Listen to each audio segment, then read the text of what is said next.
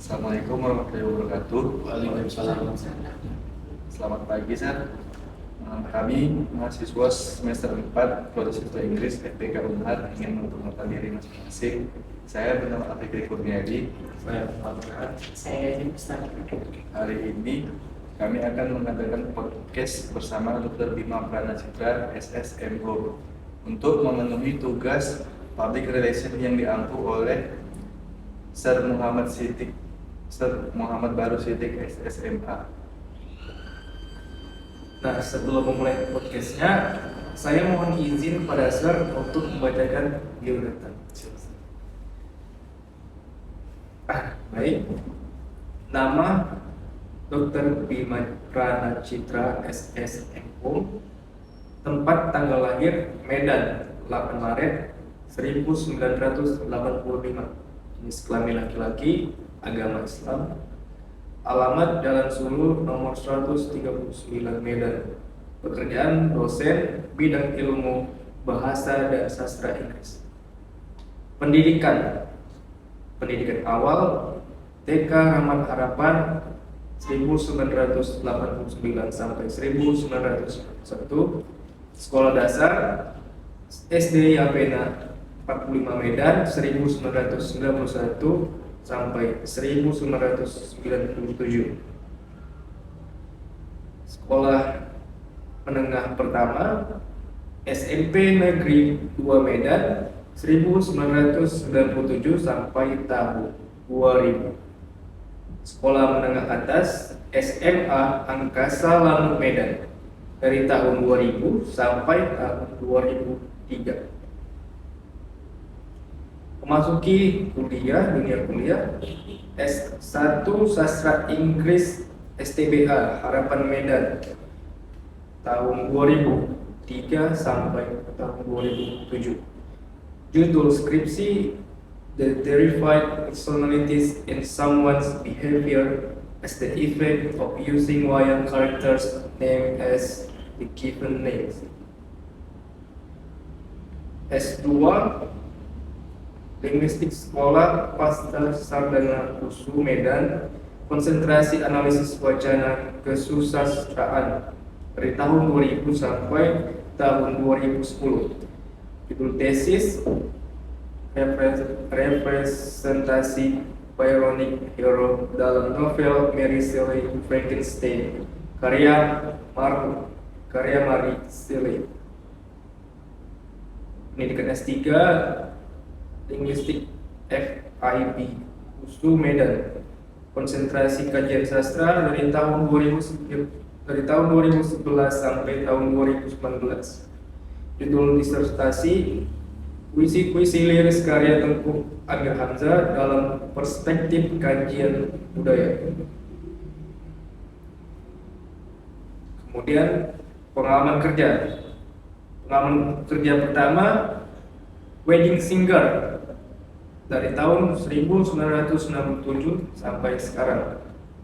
Kemudian dosen sastra Inggris STBA Harapan Medan dari tahun 2013 sampai sekarang.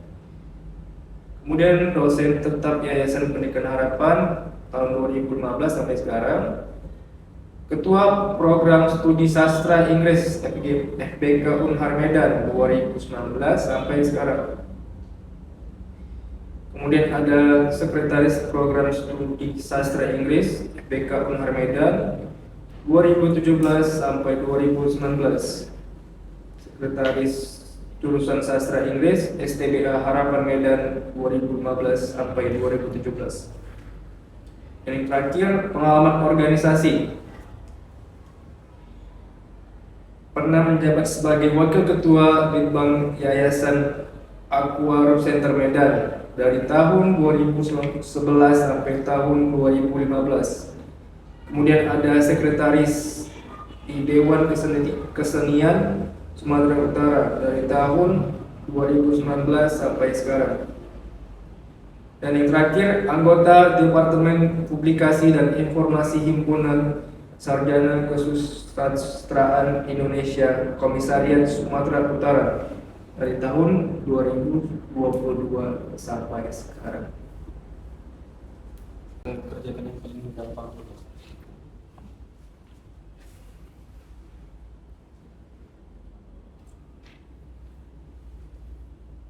Ya, jadi saya mengucapkan terima kasih banyak nih kepada kalian bertiga yang sudah meluangkan waktu, sudah mengundang saya untuk mengadakan podcast ini.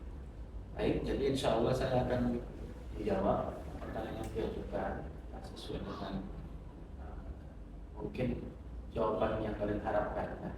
Mudah-mudahan. Ya, silakan. Baik sir, untuk pertanyaan pertamanya, ini temanya tentang menyangkut perkembangan anak kuliah serta attitude yang harus ada di dalam diri. Oke. Baik sir, yang pertama di sini ada pertanyaan. Pertanyaan pertama, apa yang perlu diperhatikan seorang pendidik dalam mengembangkan karakter pada peserta didik tersebut? Oke, berarti di dalam pertanyaan itu ada dua aspek yang harus dipertimbangkan. Pertama, aspek dari pendidiknya sendiri, kemudian yang kedua pada peserta didiknya. Nah, mungkin kalau ini di lingkungan universitas, ini si dosen dengan si mahasiswa. Nah, ini kan tadi pertanyaan menyangkut pengembangan karakter kan. Nah, tentunya pengembangan karakter ini yang sifatnya edukatif, ya kan? Sifatnya edukasi ya, sifat pendidikan. Jadi artinya kalau kita mau mengembangkan, meningkatkan potensi dan karakter si mahasiswa dalam hal belajar di kampus, yang pertama itu aspek yang menularkan itu harus si dosennya dulu. Jadi si dosennya ini harus bisa bersifat memotivasi mahasiswa sehingga dia giat belajar atau merasa tertantang untuk mengembangkan potensi dirinya. Artinya apa? Memang kan sebagai pendidik ini kami dituntut untuk menunjukkan contoh yang baik, memberi contoh yang baik sama si mahasiswa ini, ya. Apa itu bisa dari sikapnya, cara berpakaiannya, ya, cara dia berinteraksi, dia memberi apresiasi sama mahasiswanya. Misalnya dalam hal menjawab pertanyaan, ya, mereka diapresiasi, ya, diberikan hadiah mungkin, ya, atas pencapaian-pencapaian mungkin nilai tertinggi, ya, dan lain-lain. Nah, kalau ditanya saya pribadi, ya saya memang itu memposisikan diri ini sebagai teladan, ya. Dalam hal belajar ya, saya menunjukkan sebagai teladan. Jadi memang idealnya, ya seorang pendidik itu, seorang dosen itu dia harus menunjukkan segi edukasi yang telah dicapainya. Artinya seorang dosen kan harus bisa menjadi contoh yang baik, ya, dalam hal belajar maksudnya. Artinya si dosen harus menguasai materi pelajarannya itu, dan mahasiswa juga sangat pantas memperoleh ilmu, ya, dari pengajaran itu. Artinya apa? Itu target utamanya. Kalau mahasiswa belajar tidak mendapatkan ilmu, berarti ada yang salah. Berarti si dosen tidak memotivasi sehingga si mahasiswa ini pun tidak berkembang karakternya, jadi apatis namanya. Apatis itu maksudnya apatis itu ya mau nggak mau gitu. Ya sudahlah, belajar formalitas. Nah, itu yang kita hindari. Mungkin itu ya kira-kira ya Farhan tadi. Jadi pengembangan karakter itu menurut saya dua aspek. Saya ulas lagi. Dua aspek, ada pendidik dan ada peserta didik. Yang aspek utamanya itu pendidiknya dulu sebagai contoh yang baik, ya, sebagai yang lebih tua, sebagai yang lebih senior, sebagai yang lebih banyak belajar, ya, itu harus jadi contoh yang baik. Jangan terbalik, dosennya belajar ke mahasiswa. Nah itu tapi menurut saya. Oke, ini itu jawaban untuk nomor satu. Berarti kesimpulannya di sini sir, pertanyaan pertamanya, berarti dosen ini punya peran penting terhadap Sangat besar, Pak. Oke, pertanyaan kedua. Saya akan menanyakan pertanyaan kedua. Apa faktor penghambat yang dapat mempengaruhi tugas-tugas dan perkembangan peserta didik? Nah, berarti masih terkait sama pertanyaan yang pertama ya.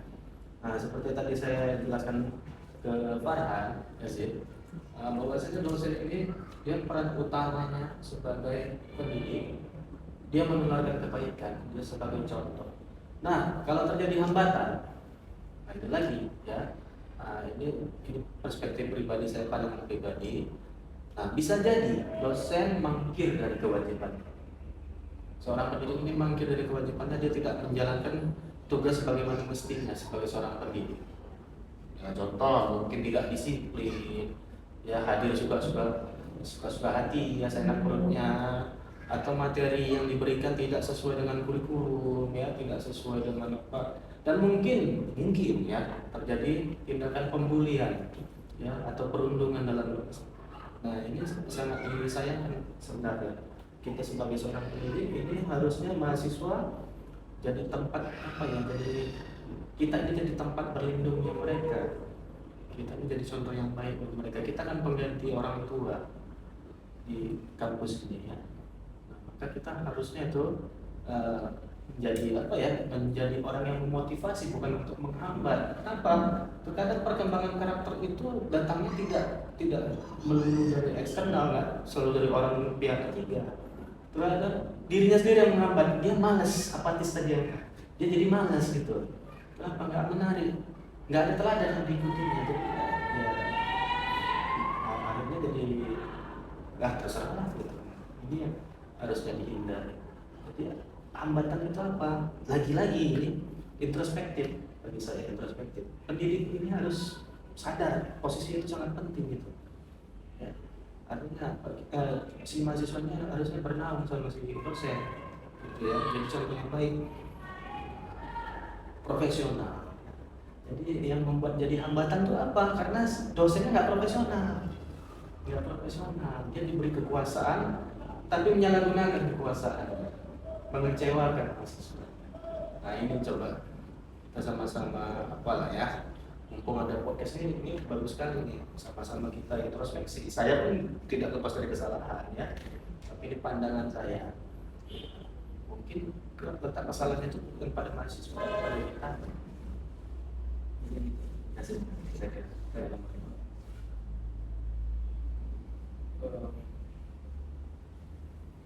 Menurut saya sebagai siswa,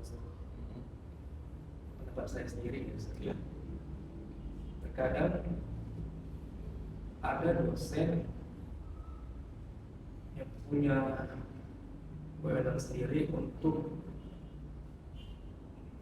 mungkin saya bilang tadi, harus kasih contoh yang baik untuk siswa. Tetapi ada beberapa dosen yang underestimate kepada siswa tersebut, entah itu kuliah, entah karena jarak masuk dan sebagainya, entah karena dia tanda kutip tertinggal belajar. Ada beberapa. Itu kalau saya menanggapi ya, itu sebenarnya hal yang sangat disayangkan. Kenapa? Kita melakukan pembulian kepada mahasiswa, terutama mahasiswa yang jarang masuk ini ya. Begitu dia masuk kita bully, akhirnya dia ngapain aku masuk gitu, ngapain saya masuk gitu.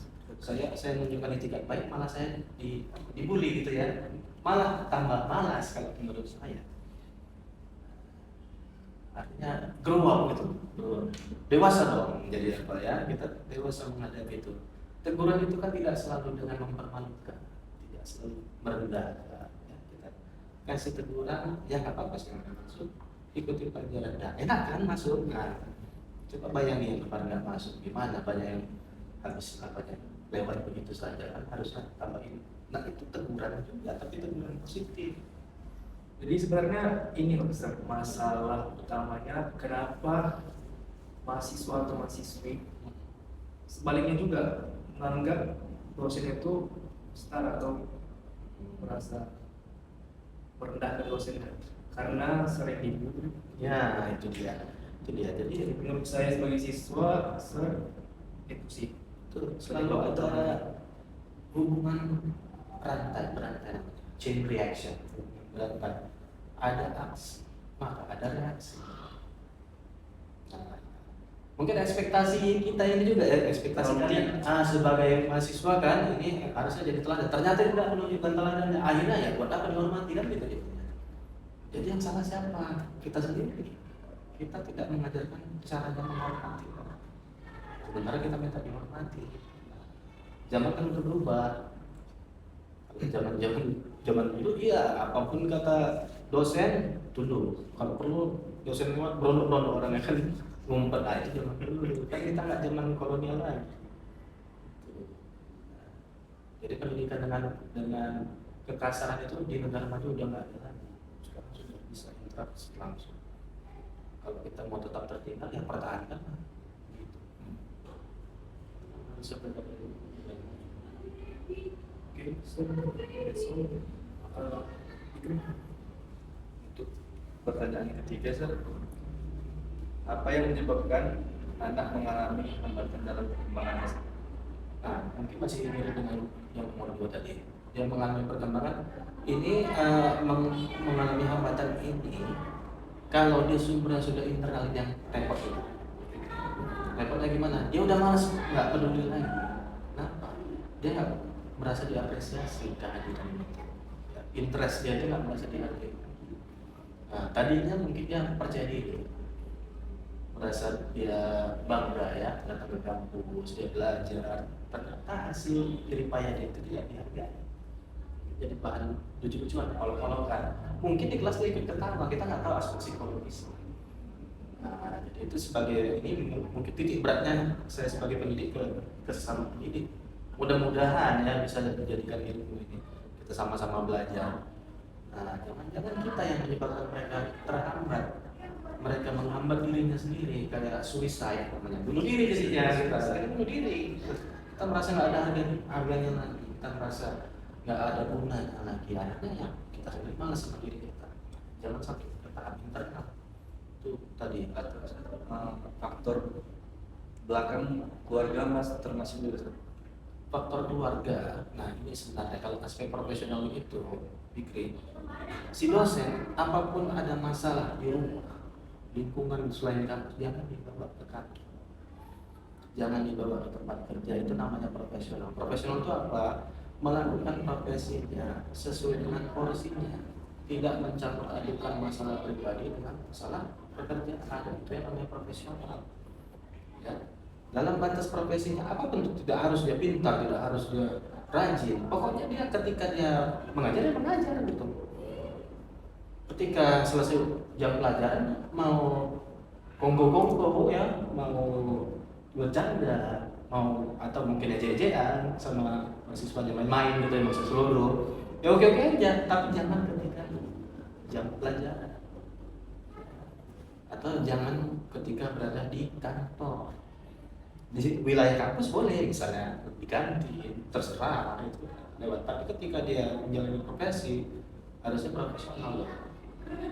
Nah ini juga perlu diingat, mahasiswa kalian bayar kan?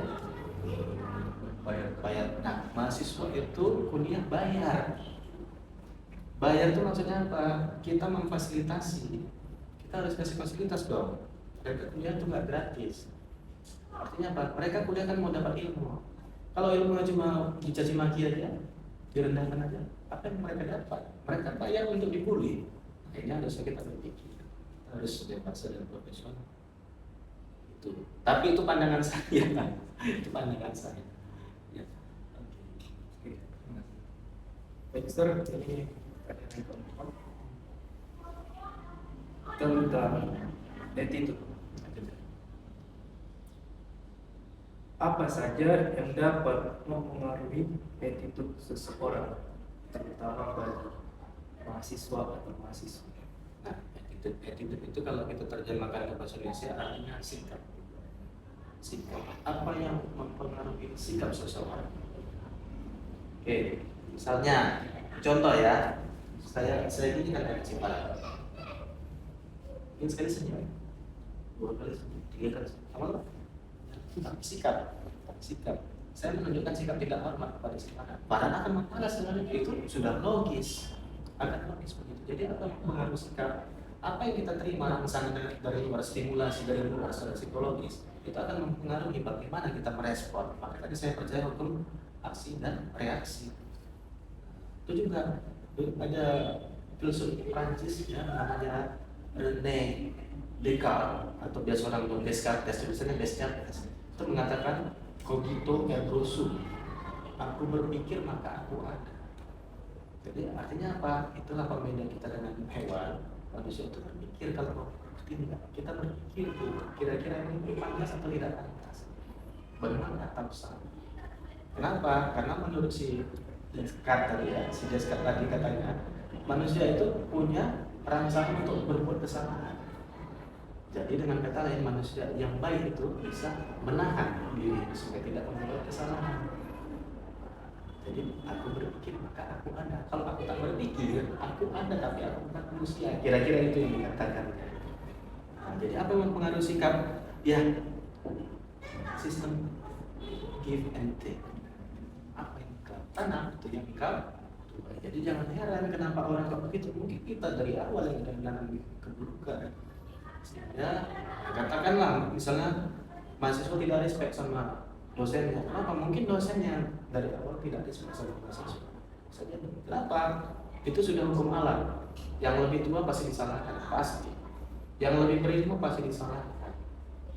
Ya, kalau ada kejadian apa-apa kan pimpinannya yang diapain, bukan berarti pimpin yang salah, kan? Berarti disalahkan. Jadi sebagai dosen harus mau disalahkan. Kalau enggak ya jangan jadi dosen. Betul. Ya. Mahasiswa, manusia terutama ya, mahasiswa dan dosen kan tidak terlepas dari kesalahan, pasti punya kesalahan. Nah, itu tadi untuk mempengaruhi faktor sikap ini, apa pembentuk sikap ini dalam konteks pengajaran, jadilah pengajar yang baik, jadilah pendidik yang baik. Ya, mungkin lebih membelenggang sama dosennya. Sebagai mahasiswa pun jadilah mahasiswa yang baik.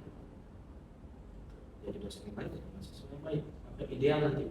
Jadi dengan sikapnya pun saling menjaga, saling berkasih. Tadi yang saya sampaikan, saya ingin mengingatkan dia senyum. Baik. 2 kali 3 tapi tiap hari saya bilang itu jangan saya balas sikap dibalas reaksi dari itu. Yang baik. Pertanyaan selanjutnya. Selanjutnya saya ingin menanyakan bagaimana cara kita membentuk attitude yang baik mahasiswa. Nah, ya, sebenarnya masih sejalan semua pertanyaan. Cara membentuk yang baik bagaimana karakternya. Dosennya juga dong membentuk, menunjukkan karakter. Tadi karena kan mahasiswa ini melihatnya kayak kita ibarat nonton konser. Kita kan sebenarnya kepingin jadi artis yang kita tonton sebenarnya. Teladan bagi kita. Kalau misalnya kalau yang cowok yang cantik atau karena ya, si artis ini komplain misalnya contohnya keren, suaranya bagus, kan kita kepingin kayak ini. Ciptakan suasana seperti itu untuk membentuknya ya. Sehingga karakter itu dia ini menjadi seperti dosennya ini termotivasi, dia tergerak. Tapi kalau dari awal dia boringnya nengok jam tiap hari ya, pengen keluarnya lama ya. Jadi waktunya belum selesai pun tinggal masih 10 menit lagi sudah selesai, ya sudah selesai. Ya. Kenapa? Teladan di dalam itu ya. Tidak pernah motivasi. Karena itu tadi kembali lagi mahasiswa bayar. Kita kalau membayar sesuatu berarti kita berharap ada reward yang kita terima. Jadi harus dipahami. Itu kira-kira. Bentuknya apa? Ya, si dosen lagi kembali.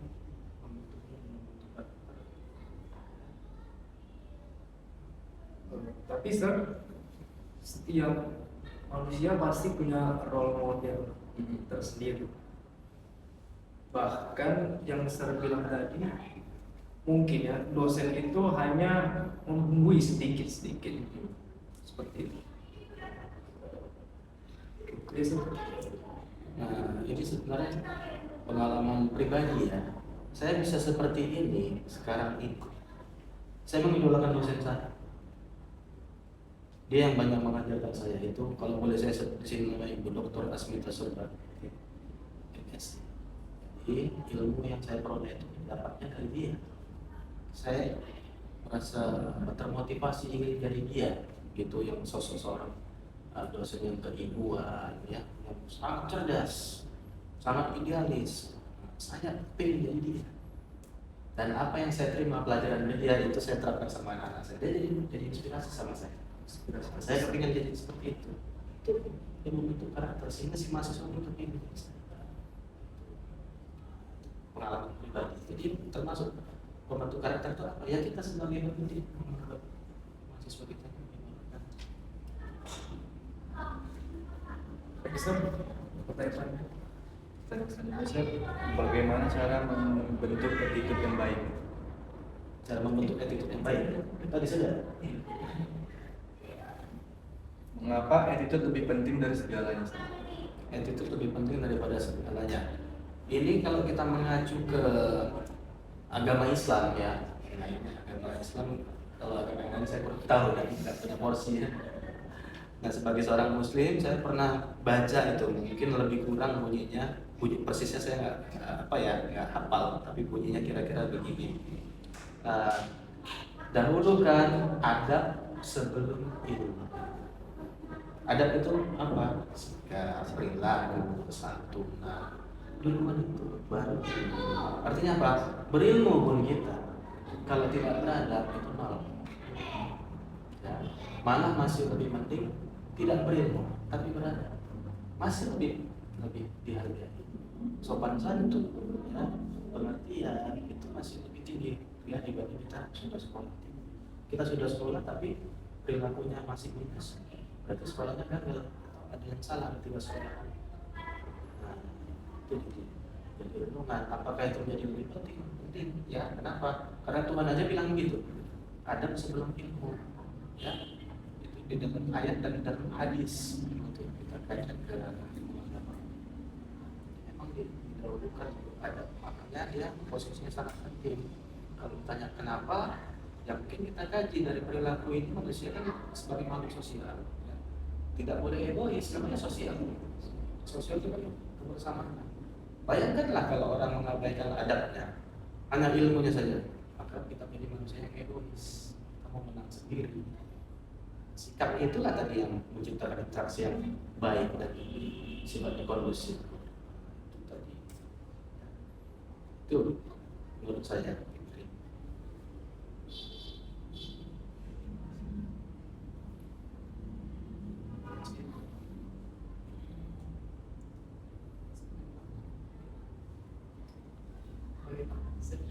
Saya ingin bertanya, bagaimana attitude itu terbentuk?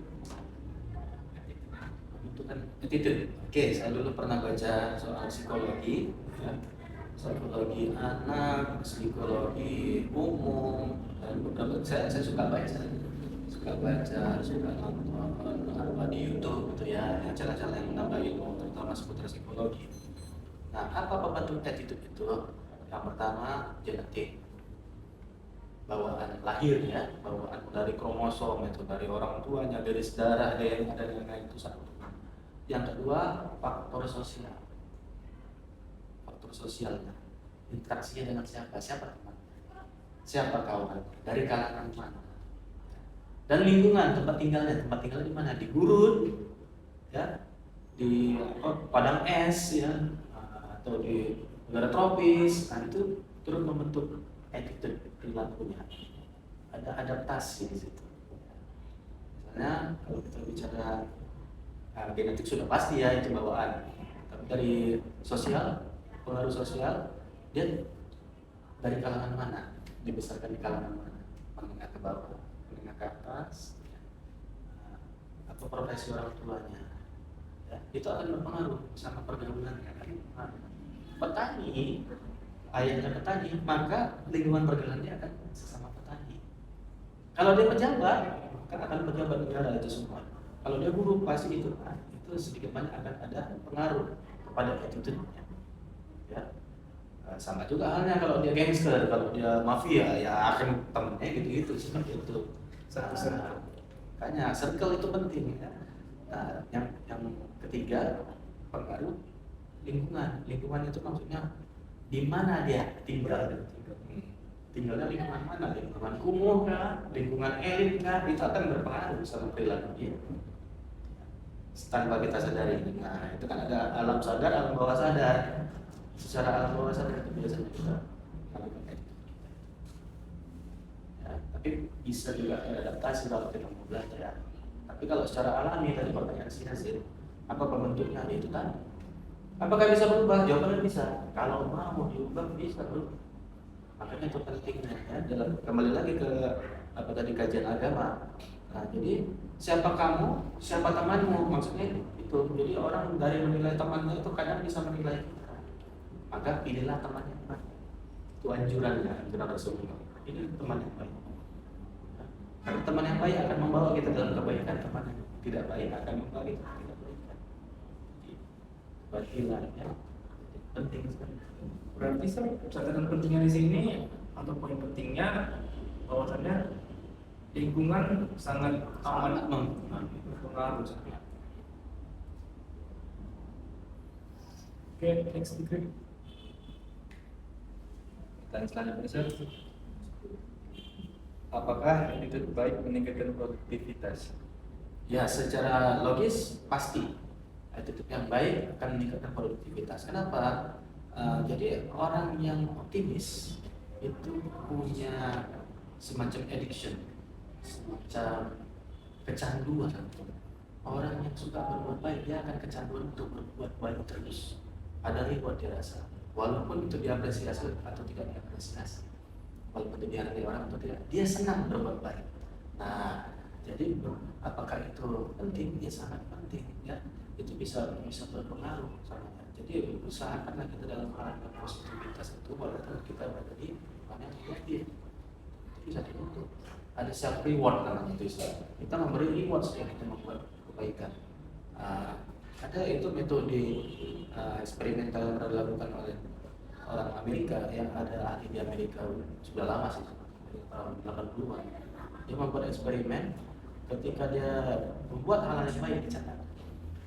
Kemudian dia masukkan sedekah lah kalau kita bilang ya, dia sedekah sekian hari. Catat. Besok dia akhirnya dia jadi kebiasaan habis untuk itu, bahkan dia nggak perlu catatan, dia nyatat dan dia senang berbuat. Itu motivasi dirinya sendiri. Tapi apakah ada kaitan dengan lingkungan? Bisa jadi lingkungannya mengecewakan, bisa juga lingkungannya menyemangati, tergantung kita sebagai personal, sebagai orang. Itu individualitas itu juga perlu di situ. Itu sangat penting. Tadi pertanyaannya ya, apakah itu sangat penting sangat. Logisnya itu yang baik kan, self reward memberi self reward pada kita dan kita jadi manusia yang positif. Kita memberi hadiah sama diri kita dengan kebaikan kita berbuat baik, kita senang. Jadi ada kesenangan sendiri. Ada kesenangan, jadi kita egois dalam hal Positif. Nah, kenapa kok buat baik? Kok baik kan harus suka. Ada reward itu sistem mereka. Saya juga adaptasi dari sana belajar. Dan juga ada reward tersendiri bagi orang lain. Iya, orang lain juga Jadi mungkin sudah pasti. Jadi produktivitas kita semangat untuk berbuat baik itu tadi. Produktivitas jadinya. Reward.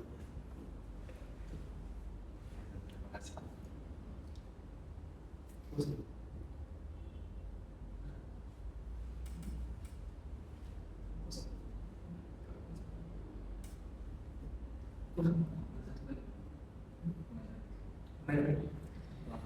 Saya ada pertanyaan, Sir. Apa momen terlucu Sir selama mengajar di kampus?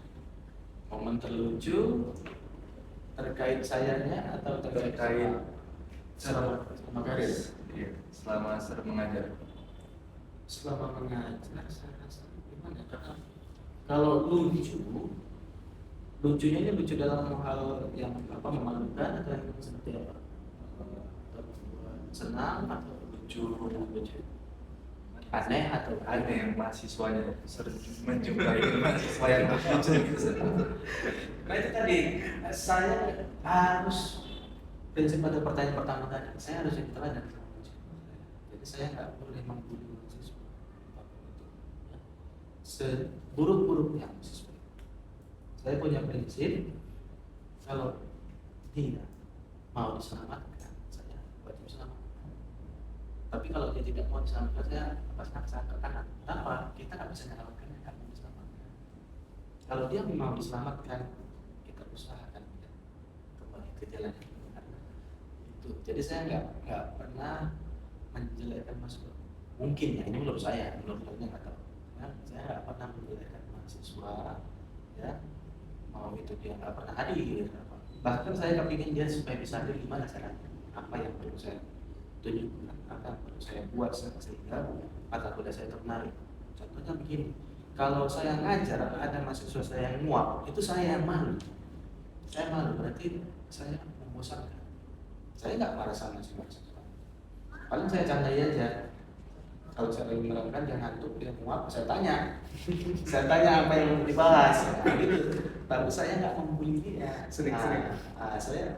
Saya yang malu berarti saya membosankan. Gitu. Jadi introspektif. Nah, kalau masalah lucu atau tidak, ya saya rasa nggak ada yang lucu, ya. Karena kan ini ranahnya edukasi mendidik. Karena dari pendidik yang lain kembali ke situ, jadi tidak ada hal yang lucu, tapi hal yang menarik. Lucu lagi sekarang definisi lucu kan yang memalukan orang konyol, ya, konyolan itu tidak lucu kalau menurut saya. Kenapa? Ya, saya sistemnya sersan, serius tapi santai. Kita serius tapi bawaannya santai. Ya, kenapa? Kuliah kan bayar, balik lagi ke situ. Kuliah kan kita bayar. Kuliah kan menghabiskan biaya, menghabiskan waktu, tenaga. Andai kata pertemuan ini kita nggak ada manfaat, jadi kembali lagi dosen harus memberi manfaat sama mahasiswanya, manfaat edukasi. Ya. Apa yang diperoleh? Setidaknya usahakan, kalau saya memang pandangannya idealis, usahakan setiap kita selesai mengajar itu anak ada bawa satu ilmu. Terserah mau ilmunya apa, menyangkut langsung ke pelajaran, menyangkut ke perilaku, ke attitude tadi, menyangkut ke fashionnya, gaya pakaian, terserah apapun itu, ada yang bisa dibawa pulang dan dia senang dengan itu, membuat dia tertarik untuk belajar aja. Itu tuntutan saya. Ya, mungkin dulu dosen saya baik, saya kepingin jadi dia. Nah itu mudah-mudahan ada yang kepingin jadi saya nanti di masa depan. Itu aja sih. Oke, terima kasih. Oke, sir. Time is over. Mungkin cuman itu pertanyaan dari kami. We appreciate it atas jawaban sir ataupun saran. Thank you very much.